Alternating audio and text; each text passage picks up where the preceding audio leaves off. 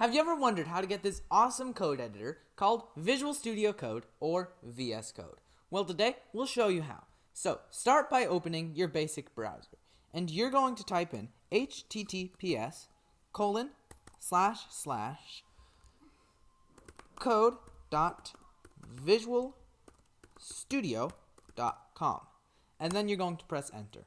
If you need some help, this is linked in the description. And now that you're here, you're going to click download for Windows. And you can download other than the stable build, and you can download for Mac OS or Linux. But we're just downloading the stable build for Windows. And here it is. And when you double click this, it will open the setup wizard.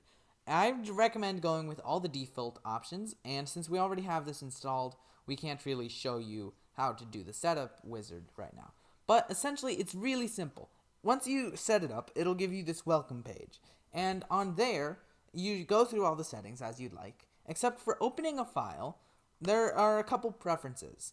What we would prefer, and it's totally up to you how you would do it, but you should create something in your documents folder called VS Code, and just open that up. And then once you're in here, you create a new file, you name it what you want to name it, dot the type of code that you're using. So for C++, it would be C++. For HTML, HTML. For JavaScript, JS. Make sense?